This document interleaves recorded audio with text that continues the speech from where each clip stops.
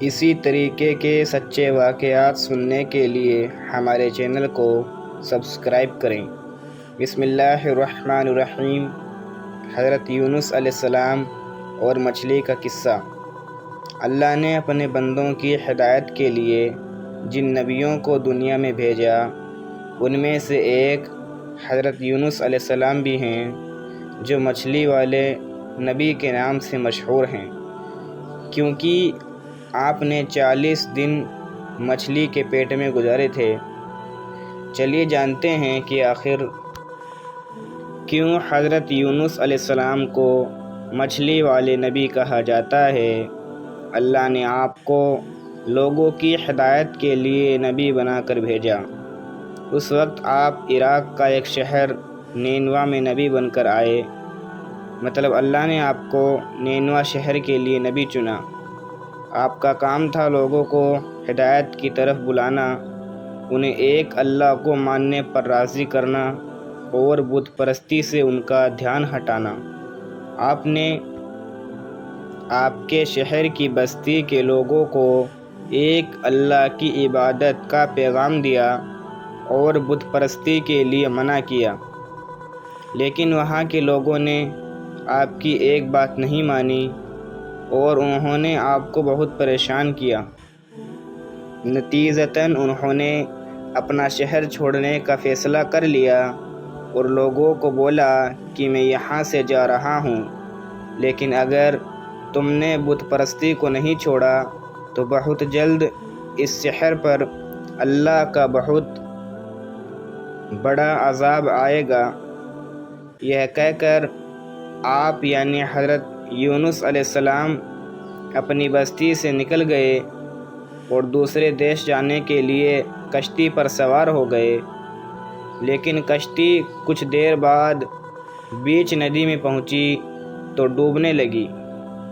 تو ملح کشتی چلانے والے نے کشتی میں بیٹھے لوگوں سے فرمایا، جب کوئی غلام اپنے مالک سے بھاگ کر ہماری کشتی میں آ بیٹھتا ہے تو کشتی ڈوب جاتی ہے، چونکہ آپ حضرت یونس علیہ السلام بھی اللہ کو بتائے بنا اپنے شہر سے بھاگ نکلے تھے۔ ملح کے مطابق آج بھی کچھ ایسا ہی معلوم ہو رہا ہے۔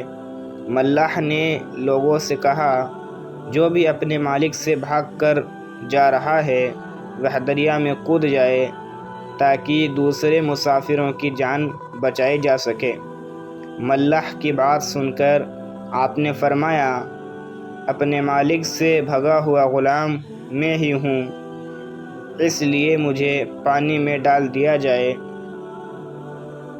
آپ نے کشتی پر سوار سبھی لوگوں سے واپس کہا کہ میں اللہ کے حکم کے بغیر ہی قوم والوں کے ستم سے تنگ آ کر اپنا وطن چھوڑ کر کہیں اور جانے کے لیے نکلا ہوں۔ اتنا کہتے ہی آپ پانی میں ڈال دیے گئے۔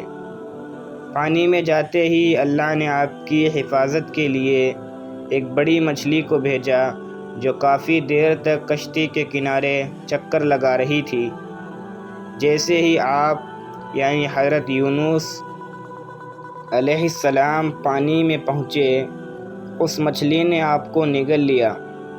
اللہ نے مچھلی سے فرمایا، جس کو تو نے نگلا ہے وہ تیری روزی نہیں ہے، بلکہ میں نے اپنے نبی کو تیرے پیٹ میں ان کی حفاظت کے لیے پہنچایا ہے، انہیں کوئی نقصان نہیں پہنچانا چاہیے۔ چنانچہ آپ 40 دنوں تک اس مچھلی کے پیٹ میں رہے۔ اللہ مچھلی کا پیٹ اس طرح کانچ کی طرح صاف کر دیا تھا کہ آپ مچھلی کے پیٹ میں رہتے ہوئے بھی سمندر کے اندر کی ہر چیز دیکھتے اور اللہ کی تسبیح بیان کرتے رہے۔ آپ مچھلی کے پیٹ میں رہتے ہوئے لا الہ الا انت سبحانک انی کنت من الظالمین پڑھتے رہے۔ اس تسبیح کی برکت سے اللہ کریم نے آپ کی ساری مشکل آسان فرما دی اور اس کی بدولت آپ کو 40 دنوں تک ہر وقت سکون ملتا رہا۔ پھر مچھلی کو اللہ کی طرف سے حکم آیا کہ جہاں سے تو نے حضرت یونس علیہ السلام کو نگلا تھا انہیں وہیں جا کر اپنے منہ سے نکال دے۔ اللہ نے فرمایا اب میں ان سے خوش ہوں۔ وہ یعنی حضرت یونس علیہ السلام اللہ کے دیے ہوئے امتحان میں پاس ہو گئے تھے۔ اللہ کا حکم پاتے ہی مچھلی نے آپ کو کنارے پر اگل دیا۔ اس کنارے پر اللہ نے آپ کے رہنے کے لیے ایک پیڑ پیدا فرما دیا اور آپ کی خوراک کے لیے ایک ہرنی کو آپ کو دودھ پلانے کے لیے کہہ دیا۔ کچھ دنوں بعد آپ اپنی بستی کی طرف پھر لوٹے، تب وہاں پر آپ کو ایک گوالا ملا۔ آپ نے اس گوالے سے فرمایا کہ یہاں پر کوئی عذاب آیا تھا کیا؟ اس گوالے نے آپ سے فرمایا کہ یونس نام کے ایک شخص نے کافی دنوں پہلے ایک بات کہی تھی کہ اگر بت پرستی یہاں کے لوگوں نے نہیں چھوڑی تو اس شہر پر اللہ کا بہت بڑا عذاب نازل ہوگا۔ آپ نے اس گوالے سے فرمایا کہ کیا ایسا ہوا تھا؟ گوالے نے کہا کہ جب وہ شخص یعنی حضرت یونس علیہ السلام جب بستی سے رات کو نکلے تو اگلے دن پورے شہر میں بادل چھا گئے تھے اور چاروں طرف دھواں ہی دھواں ہو گیا تھا۔ ایسا لگ رہا تھا جیسے عذاب آنے والا ہے۔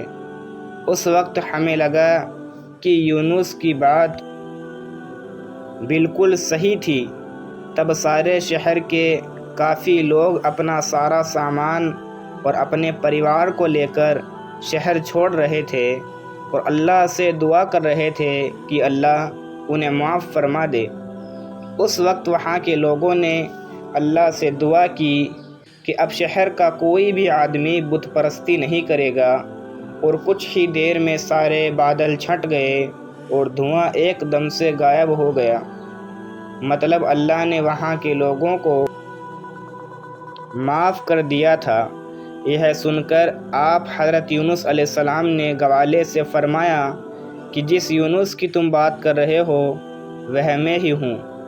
یہ سن کر گوالا آپ کے قدموں میں جھک گیا اور آپ سے معافی مانگنے لگا۔ اس طرح آپ واپس اپنے شہر کی طرف لوٹے۔ اس کے بعد آپ نے وہاں پر اسلام کا پرچم لہرایا اور وہاں کے سبھی لوگوں کو ایک اللہ کی عبادت کے لیے بتایا۔